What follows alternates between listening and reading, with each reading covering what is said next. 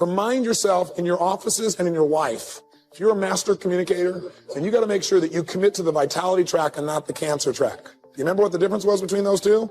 I'll give you a little reminder here. The cancer track is what most people do who destroy their relationships, their businesses, and their personal life. And what it is, when we have an expectation and it doesn't get met, what kind of state do we usually go into? Depressed, what else? Frustrated, angry, disappointed, disillusioned, what else? Hurt, okay? And we go into the basically emotional states that we've got patterns of going into. Most people have a disillusioned state or hurt or angry. What's the first thing most people do? As soon as they got an upset, they immediately look for somebody to lay blame on. True or false? True. And does that usually make it better, yes or no? Does that build a better team? Does that create a quality environment with quality communication and quality results, yes or no? No way. And by the way, people don't just blame, like, let's say, the doctor or their staff members. Most people do blame others, but some people just blame themselves. Does blaming yourself motivate you to really become better?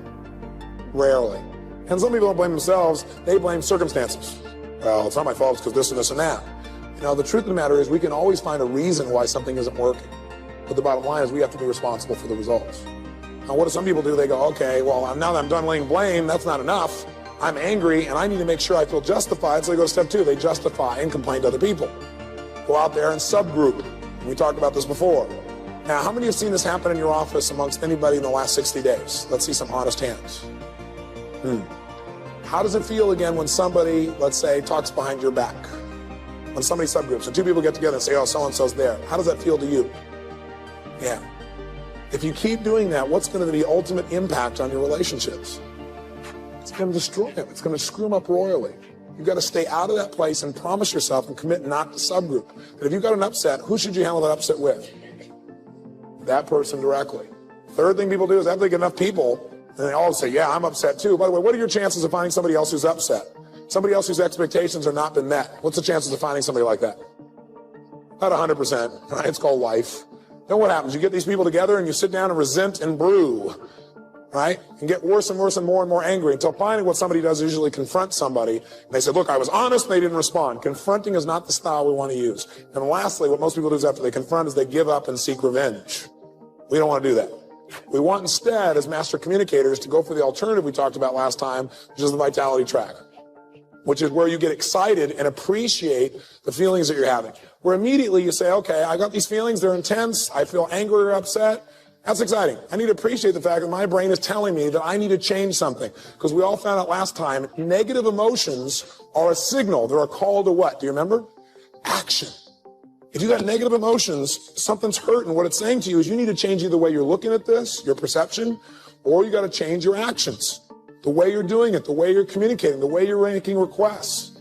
So if you're feeling negative feelings, you don't want to feel bad about it. You want to say, okay, this is great. This is my brain trying to give me a note.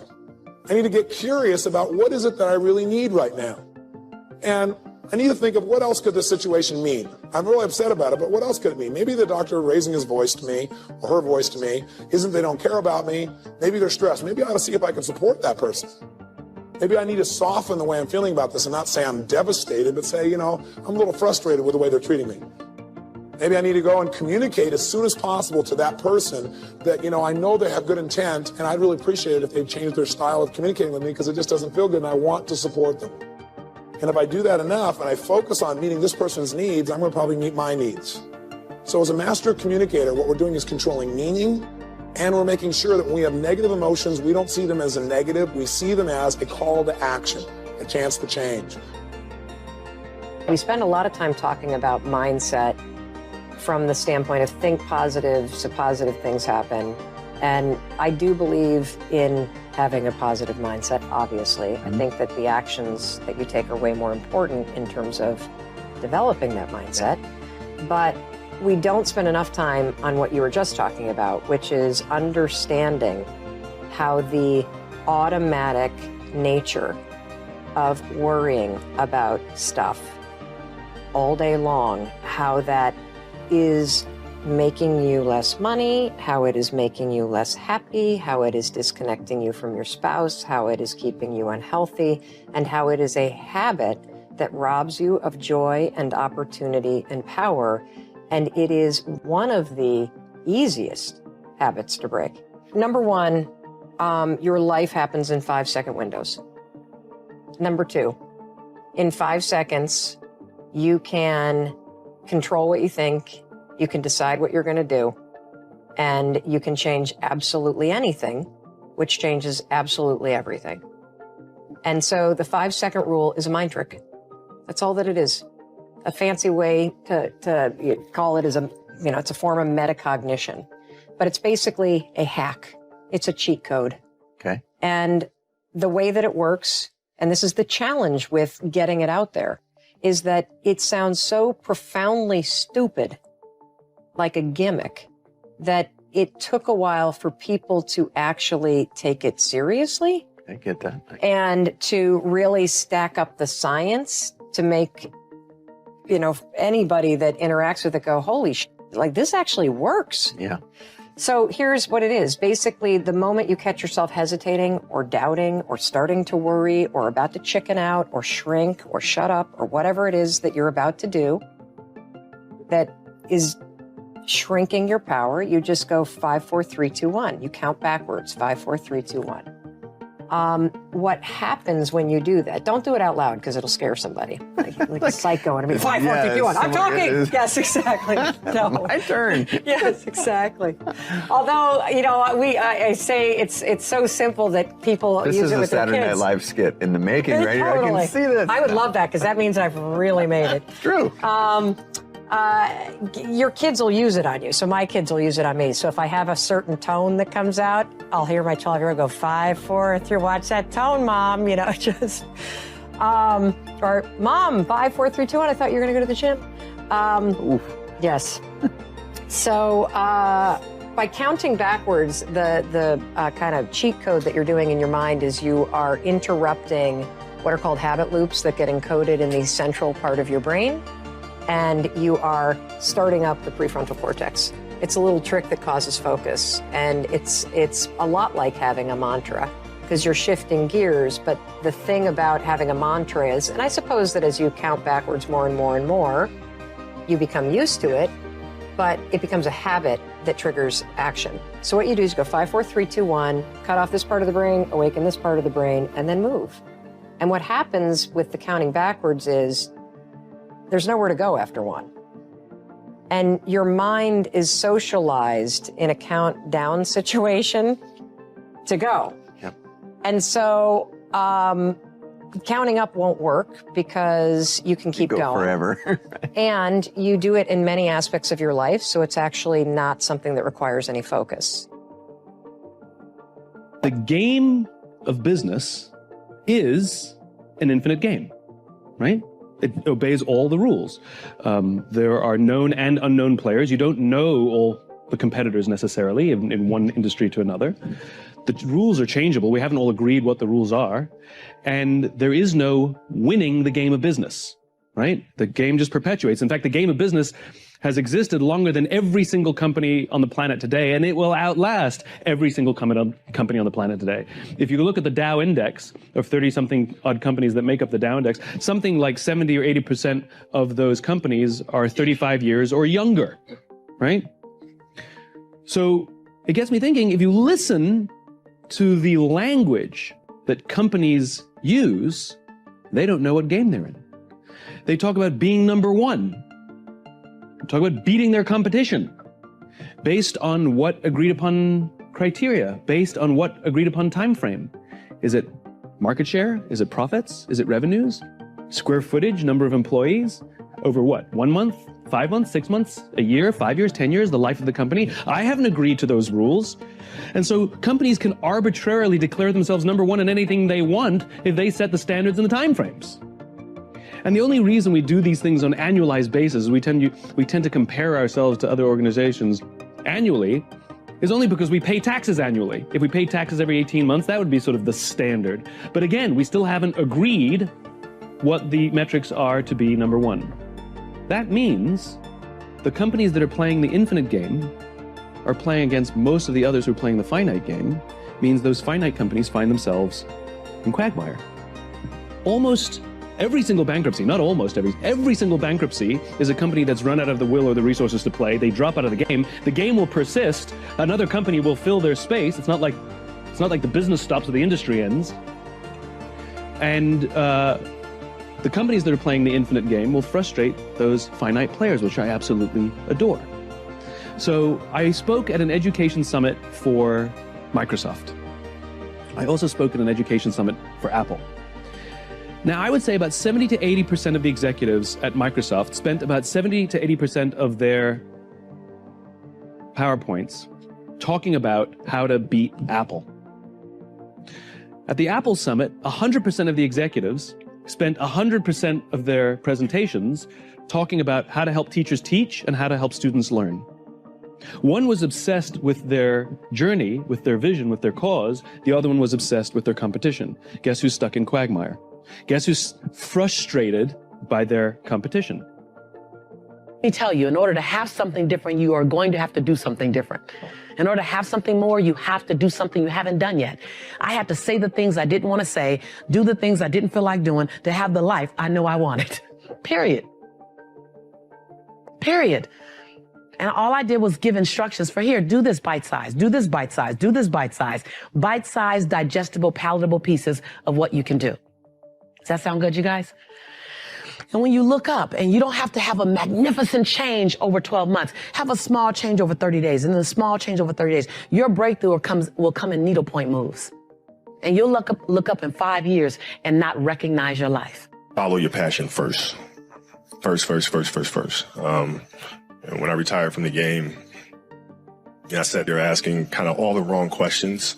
What's the biggest industry I can get into? And it's all the wrong stuff. And you got to sit there and ask yourself, okay, what am I truly passionate about? What do I enjoy doing? And when you feel that way, honestly, you feel like you have never worked a day in your life. It's the most fun thing in the world. You get up in the morning excited about what you're doing. And you got to be really honest with yourself about it. If you wake up in the morning and you're dreading going to work, do something else. Right. Do something else. And those are hard decisions to make. But when you make those decisions, it's a very liberating experience. And you find out that the rewards will come.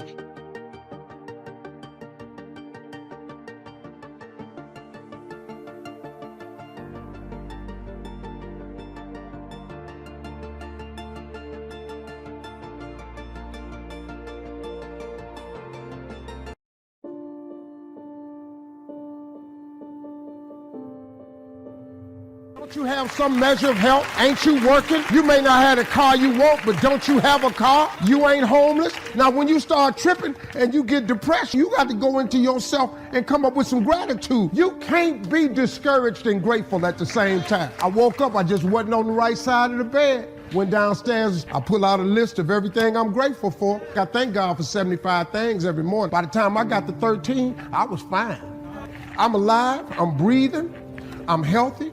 I'm finna go do a job. They finna pay me. My grandkids is healthy. My children is healthy. That's how you do it. That's how you come back. It works. Anybody can praise God when life is turning out the way you expected it. But it takes great faith to praise God in the middle of uncertainty, when things aren't coming together the way you strategize for them to be. Sometimes God will give you an anointing that's older than you. He'll pour you out something and then release unto you, and you will walk in a glory that exceeds your years. He'll give you a glory that goes beyond your experience. Young men and young women with old men's anointing on their lives. Imagine the worst case scenario. Visualize yourself being more than able and capable of handling it. And I used to have a tremendous inferiority complex about speaking before people because I'm not college trained. I used to feel that college people were the most intelligent people on the planet. And so I had to visualize myself speaking before various audiences that had more going for them than I did, and appreciate my own value and that I was a worthwhile person, even though I didn't have the money, I didn't have the education that they had. Seeing yourself being worthy, being capable to make you a worthwhile person, and that you're more than able. You've got to see it in your mind's eye and know that you've got what it takes. I must see in my mind's eye, see myself handling my fears. I'm more than able. Someone says, aren't you worried about your child? He's not getting better. Just answer, no, I'm not worrying. I'm abiding. I'm trusting. I'm believing. I know that God's in control. Well, you lost that big contract. Aren't you upset? No, I know I'm connected to the vine, to a supply line that will never run dry. Not going to live stressed. I'm abiding. I'm at peace. I know another opportunity is coming. What about the medical report? Doesn't look good. Yes, but I'm not moved by what I see. I'm moved by what I know. God is restoring health back unto me. I'm depending on Him. I'm relying on Him. I'm going to relax, knowing that nothing can snatch me out of His hand. Are you striving or are you abiding? There are plenty of opportunities to strive. We can all live worried, stressed, trying to fix everything in our own strength. That's overwhelming. Come back to a place of peace. The scripture says your Father knows what you need. He knows what you're facing. He knows the dreams He's placed in your heart. He sees the struggles, the unfair situations, the times you were put at a disadvantage. You don't have to do life on your own, trying to make up for it, trying to accomplish the dream. Jesus said,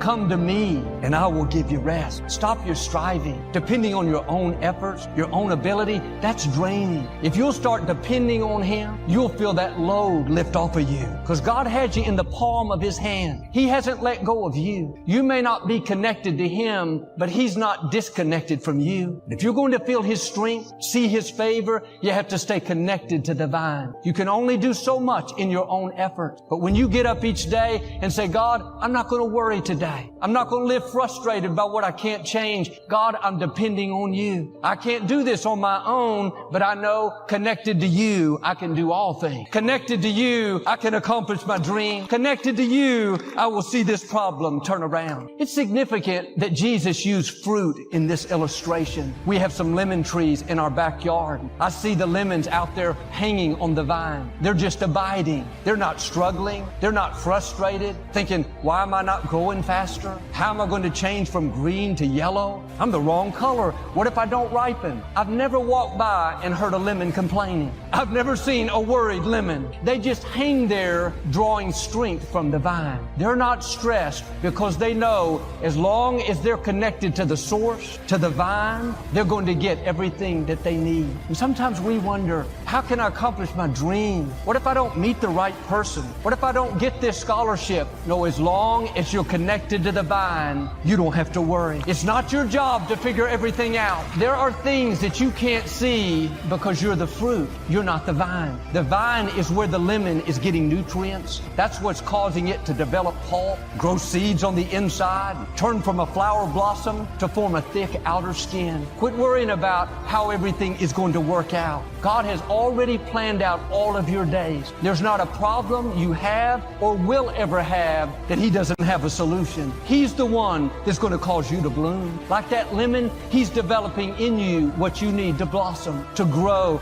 to fulfill your purpose. You shouldn't live with that unrest on the inside, thinking that you're limited. Because you're connected to the vine, you can stay in peace. God is bringing the nutrients you need, the right people, the right breaks, the healing, the favor. At the appointed time, you'll ripen. You're going to go from green to yellow, so to speak. You're going to see doors open. The medical report turn around. The dream will come to pass. Now do your part. Quit striving and start abiding. Live from a place of peace, a place of rest. When you're tempted to worry, try to force things to happen, just say, no thanks, I'm connected to the vine. God, I'm depending on You, so I'm going to relax. I'm going to enjoy this day, knowing that You promised I will bear much fruit. Most of the good breaks I've seen in my life, they've come when I was simply abiding, just being my best, honoring God. I walked into a jewelry store and met Victoria. I wasn't trying to force it. God, when am I going to meet someone? Frustrated. I was simply abiding, and the blessing came to me. When we needed a larger auditorium, we tried to buy property. Twice those doors closed. I was disappointed, but I did what I'm asking us to do. I said, God, You're in control. I'm not going to live frustrated, trying to make something happen. I trust You. I know You know what's best. I came back to that place of peace and just kept abiding, kept being faithful. One day, out of the blue, a friend called and said the Compact Center was coming available. I called the mayor, things fell into place, and here we are. The Compact Center came to me. I was trying to make it happen in my own strength. Buying that property, I knew God put the desire in me. I had bigger dreams, but it wasn't the right time. God is so merciful, He'll close doors when it's not His best. It's important to trust God's timing. When we know the dream is in our heart, we know what God promised, we go after it, we take steps of faith, and that's good. I'm not saying to sit back, but you have to be open that if it doesn't happen the way you thought, then God has something better. That closed door is God protecting you. But sometimes we get impatient. We think we're missing out, we're falling behind, but I've learned what belongs to you is not going to go to anyone else. What has your name on it will come to you. Instead of trying to force things, relax. Stay in peace. God's ordering your steps. He's already lined up what you need to fulfill your destiny. If it hasn't happened yet, it wasn't the right time. If the door closed, something better is coming. You don't have to manipulate things, try to convince people to like you, force the doors to open. Let the blessings come to you. If you're having to connive and convince, you're frustrated, can't sleep at night, you need to let that go and trust God to do it His way. This is where Abraham and Sarah missed it. God gave them the promise that they would have a child. But instead of abiding, trusting God's timing, they were impatient. Nothing was happening. They got frustrated and decided to help God out. Sarah told Abraham to sleep with her maid. They had a son that they named Ishmael, but he wasn't the promised child. It wasn't Ishmael's fault, but that baby caused all kinds of strife and contention. It's much better to wait for the right thing than to have to deal with an Ishmael. Things we birth in our own effort. That's what causes us heartache and pain. If your promise is not happening on your timetable, trust that God knows what He's doing. He knows what's best. Instead of striving like they did, I'm going to have this baby.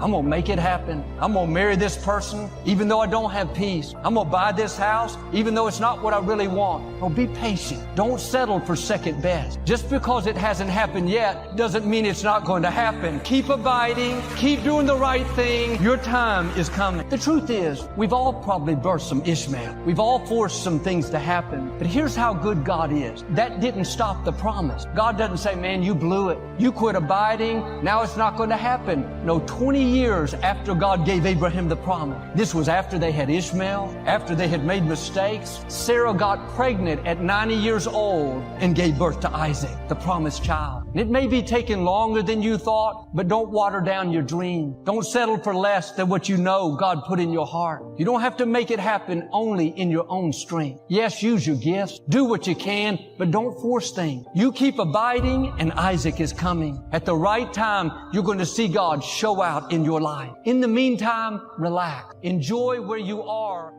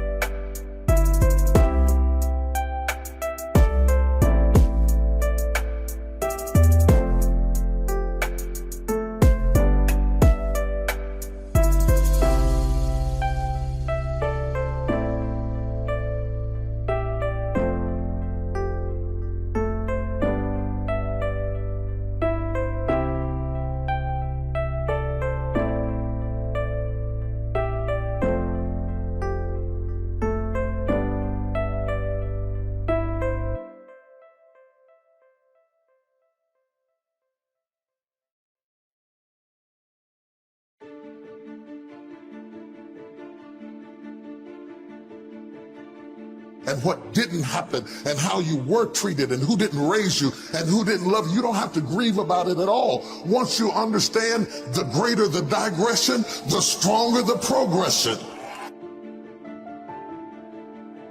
I'm telling you that a new house doesn't make a new marriage. I'm talking about a new outfit doesn't make you a new person. Created it, passionate about, excited to do, and the rest of it is all the dismal, dumb stuff that we all have to do in order to survive. Just crazy stuff that we're doing. Wonder what would happen if we would go from doing 80% of things that are busy but not effective. I'm a winner. I'm going to win. You're born with a gift. It's not that then you get good at something along the way. What you're good at, you don't take for granted. You don't betray it. What if you do? Betray your gift? You betray yourself. For far too long, you've been holding yourself back. This is time for you. To walk with purpose, it's time for you. To walk into your gift. If Nelson Mandela had not been incarcerated, had not been mistreated, had not been ostracized, he would not have the passion to do what he does. If Oprah Winfrey had not gone through the things that she had gone through, she would not be so committed to making sure that everybody finds their purpose and finds their dream and everybody gets healed and everybody's okay. I'm telling you, what you think is working against you is actually working for you. My challenge in our generation is that gradually, through entertainment, through television, through media, through every way possible, we are living in a generation of the dumbing down of ideas. Because we have traded effectiveness for busyness. If all that you dream and scheme is about it, and life seems useless and worthless without it, and if you gladly sweat for it and fret for it and plan for it, and lose all your terror of the opposition for it, and if you simply go after that thing that you want with all of your capacity, strength and sagacity, faith, hope, and confidence, and stern pertinacity, if neither cold poverty, famish, or gulf, sickness or pain of body and brain can keep you away from the thing that you want, if dogged and grim you besiege and beset it, with the help of God you'll get it. You have greatness in you. What I'm trying to tell you, beloved, is that you can have a new year, but it don't mean jack diddly if you don't have a new mind. I'm telling you that you can buy a new car, but if you put the old man in a new car, you're still going to have the old experience. Statistics say we are busier than any other generation we have seen in the last 300 to 400 years. We are so busy. We are busier than a one-arm wallpaper hanger. We're just busy. We are just as busy as we can be, and we think because we're busy, we're effective. But I want you to challenge your schedule for a minute and ask yourself, are you really being effective? Or is your life cluttered with all kinds of stuff that demands you and drains you and taxes you and stops you from being your highest and best self? And are you substituting busyness and all the chaos that goes along with busyness from being effective? Let me tell you, a bunch of scientists got together and they began to do some research, and they begin to determine that 80% of the things we do are busy things that we do in an area that is not effective, that the average person only spends 20% of their time doing the thing that they are really gifted at.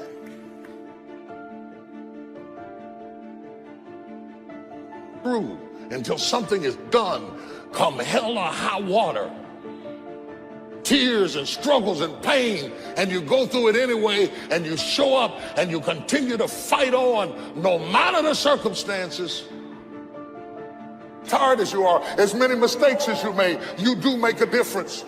There is something they would lose if you were not there. There was something that they would miss if you were not there. You do make a difference. We all have things that we're believing for, dreams that we want to accomplish, problems we're hoping will turn around. Maybe it's to see our family restored, to lose some weight, to break an addiction, to start our own business. But sometimes as it goes on, month after month, even year after year, and we don't see anything changing, it's easy to get discouraged and think, To get something you never had, you have to do something you never did. If every time you go to better yourself, somebody hits you with a line like, why would you want to do that? You need to find another social circle if I'm going to fall. I don't want to fall back on anything.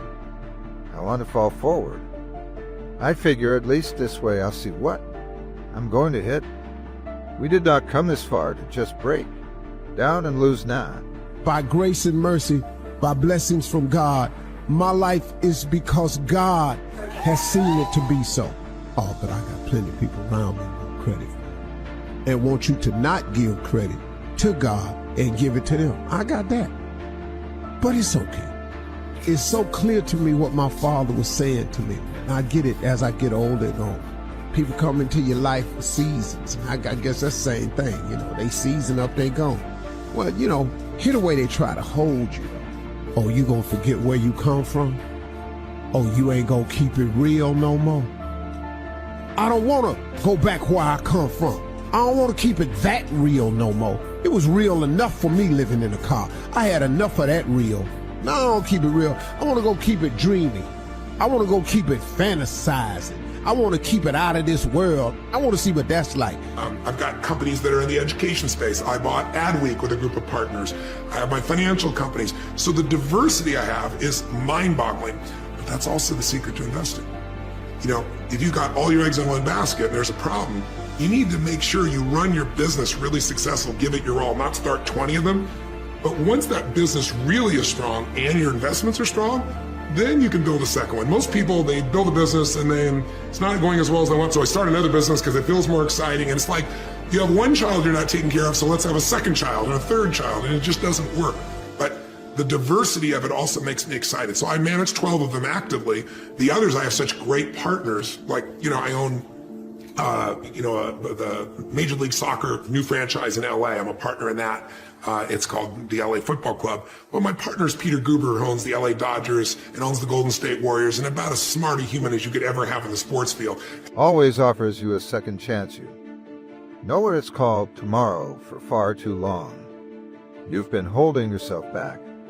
This is time for you to walk with purpose. It's time for you to walk into your gift. It's time for you to live your best life. It's wrapped in your capacity, your ability to believe in a dream, even if nobody believes in you. So no, I ain't gonna forget where I come from, but you ain't gonna hold me to that though. Thoughts become things. Where are the things that you want written down?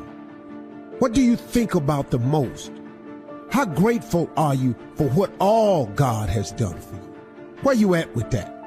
If all you thinking about is your debt, if all you thinking about is what you ain't got, if all you thinking about is every time I turn around I'm sick, if all you thinking about is the things in life that you're lacking, and if thoughts become things, how much debt you think you gonna stay in?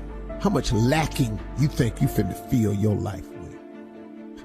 How much more stuff you finna not have? Cause you keep thinking about it all the time.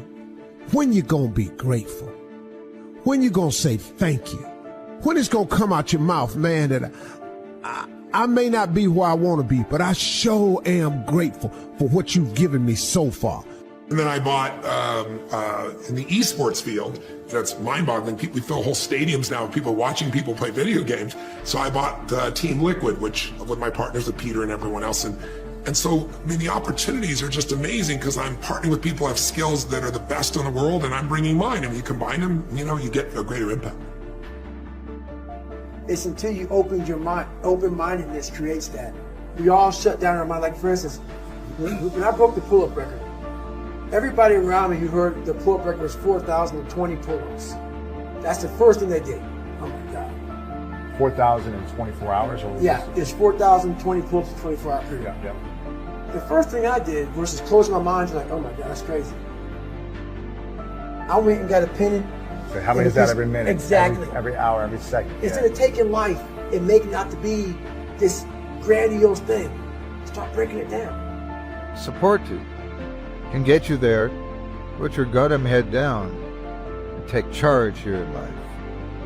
true desire in the heart that it's that you have whatever it is you want to do, the thing that you want to do to help others and to grow and to make money, the desire that it's that's God's proof to you, set before and already to vindicate that. It's yours. You can't get it because you want it. If you put in the work, they can't deny you. If you put in the work, they can't stop you. Be great, pursue your own version of happiness.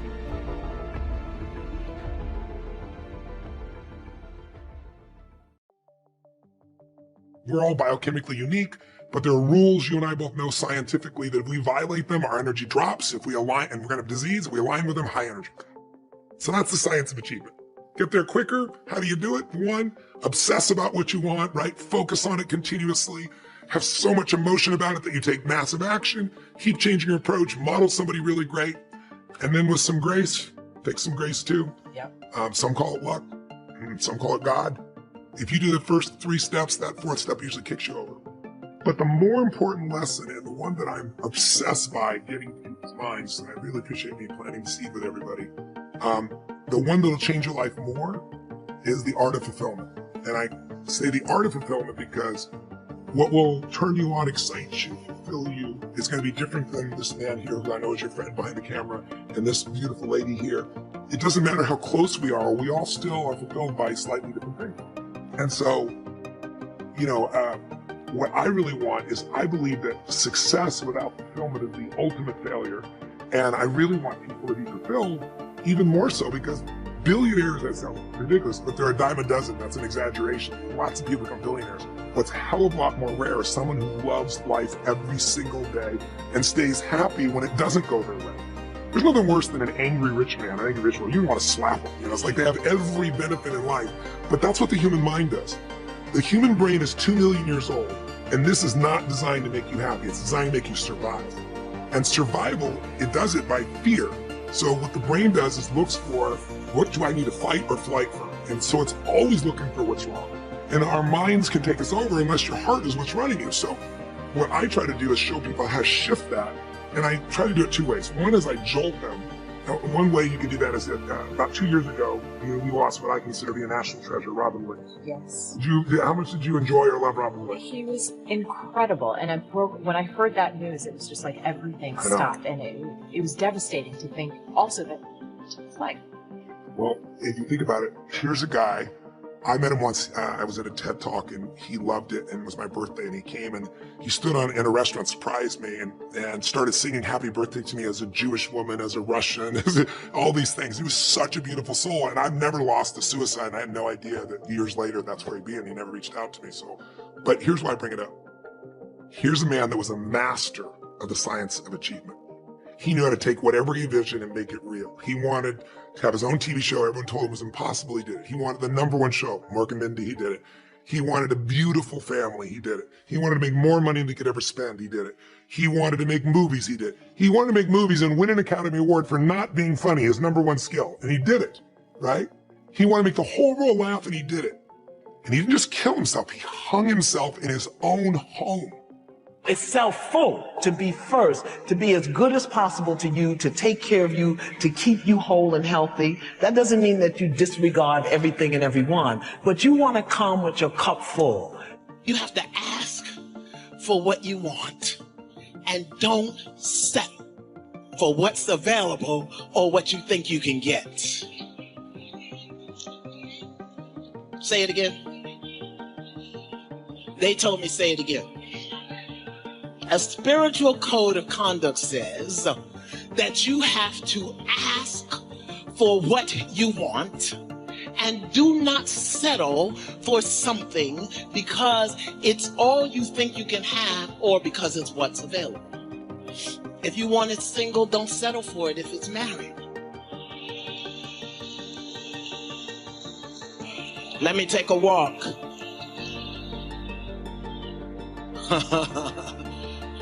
If you want it easy, don't make it hard.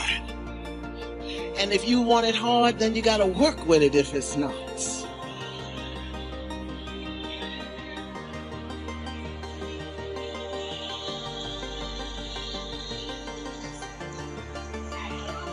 Ask for what you want and ask for the things that are going to up-level your wattage in life. Don't settle for things that are going to dim your light. Up-level your wattage.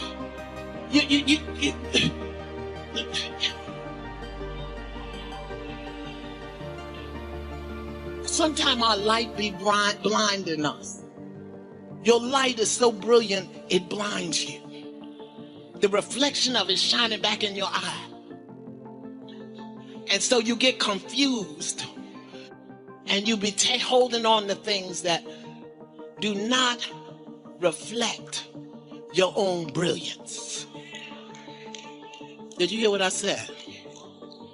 That your light, your gift, your talent, your truth can be so brilliant that it blinds you. And you end up reaching out for, holding on to, taking on, taking care of, housing, feeding, clothing, lending money to stuff that only dims your light. That has happened so many times when a video you think's gonna hit and it doesn't, and then there's a video you're like, that's never gonna hit, and it does. And that's where I've reconciled my self-doubt, is recognizing that I don't always know what's gonna work, and that's a beautiful thing. And that I've been feeling this often, that I've got to where I want in life, just not in the way I imagined it. And that's the beauty of giving up that control and feeling slightly liberated. So I'll give an example of what I mean by that. I'm always working strategically, effectively, and impactfully in the best ways I can. But sometimes the place where I put my most energy does the worst. And sometimes something that I tried on the side like blows up, and it's incredible.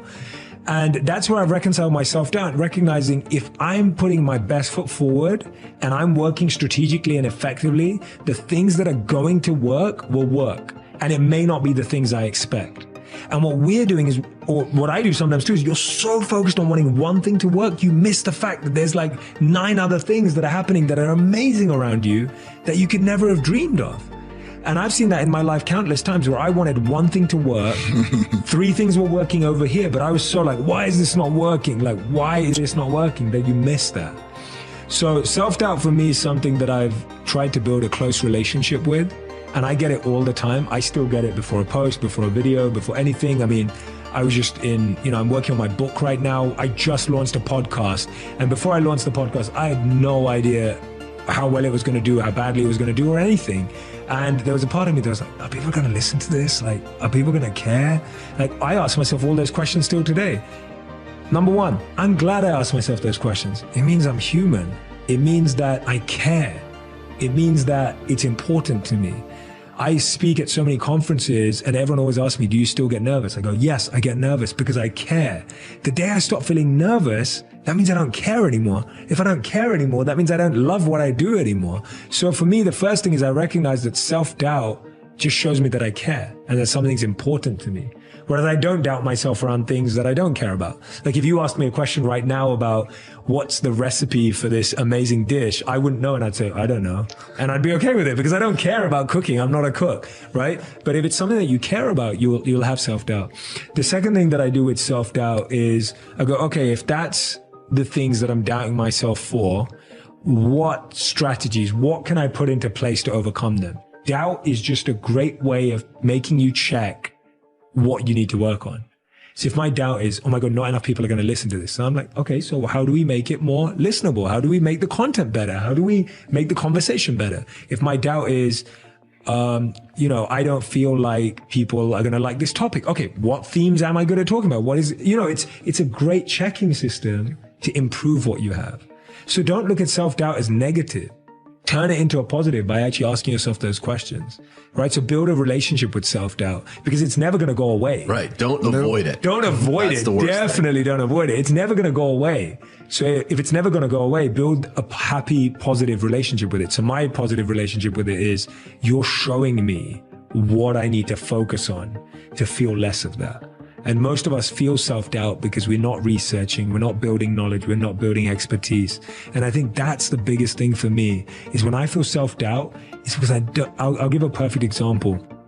When I was thinking about doing a podcast and you're doing interviews, you don't just become an interviewer. You have to watch interviews. You have to absorb good interviewers. You can't just be an interviewee. You have to watch good interviewees. And so for me, a lot of us start something and we feel self-doubt because we've never learned that skill or we've never observed that skill. So my focus is, if I want to be a good interviewer, I need to watch good interviewers. If you want to be a good stage performer, watch good stage performers. If you want to be a good monk, watch good monks, right? You don't become something good without seeing it. So self-doubt comes because you haven't upskilled. And the great thing today is you can do an online course. You can upskill from here. You can upskill from there. You can just listen to this podcast and watch you guys who've done it for such a long period of time. Seeing someone who's done something consistently, that's the best way of getting good at something. And then your self-doubt will disappear. So self-doubt can only be cut by the sword of knowledge. It can only be cut by the sword of upskilling. So that's where it starts. I kind of grew up in that space that is dangerous because it's like a slow asphyxiation, right? I grew up what I'd call like middle class, but probably the lower side of middle class too. So I think I've told you this, I think there's an advantage sometimes of growing up rich because you got connections and you see the right behaviors modeled maybe. When you're poor, a lot of my buddies that are successful now that were poor, they knew what they didn't want. They were fighting, they learned to struggle. They grew up sooner, right? They couldn't make excuses. They had to learn to be self-resilient. The middle's difficult because good's the enemy of great, right? And so it wasn't horrible. It wasn't like there wasn't food on the table. It wasn't like I didn't get a present on my birthday, right? So you kind of start to think that's what life is. No one in my family ever talked about dreaming or winning or being wealthy. Same time, we weren't really running from something either. So there was no stimulus. The stimulus when you're poor is to get out of there. The stimulus when you're rich is to replicate it. There was no stimulus from where I'm from. And so probably the rarest background when you meet somebody that's successful is the middle.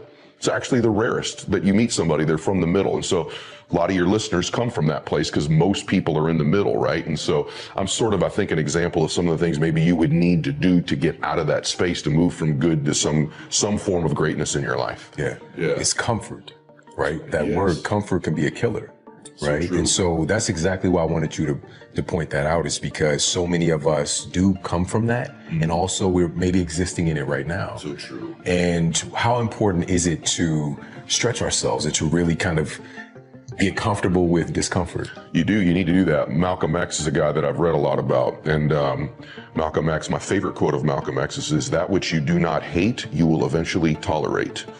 And so there has to be this point in your life where what you want is so much greater than where you are. You're in such discomfort. In other words, the gap between what you're dreaming of, what you're destined to do, what you're capable of, you're aware of it compared to where you are. That tension between the two has a pull power to it, right?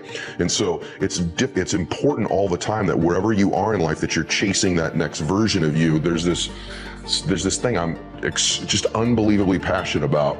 That is that I have this theory that I've told you this before, but that I think that at the end of your life, there's this place you come to, and I'm a Christian, so I think at the end of my life, I want the Lord to go, hey, well done, good and faithful servant. It doesn't matter what your faith is. You probably are aware there's history being made or an accounting, but I also think he's going to go, hey, by the way, this is who you could have been. I think he introduces you to the person you were capable of becoming. I really believe that at the end of your life, you're going to get introduced to the person you could have been, you were destined to be, that he made you to be. And so I'm chasing that dude. Every day I'm chasing that dude. That's the pull power for me. Every decision I make, the things I go through in my life, whether I'm going to go to the gym, whether I'm going to make a phone call, how I'm going to eat, does it get me closer to that guy? Because I think the best end of a life is well done by the Lord, and you're identical twins with that person. The bad end of a life would be, I meet this man I could have been, and we're total strangers. I mean, we're just complete opposites. I know nothing about this guy. There's no familiarity at all. And it means that I went down these easy roads. I took the comfortable road. The comfortable road will never lead you to the person you are destined to be, ever in your life. And so I don't know if you don't become obsessed with chasing that person, you end up never meeting him.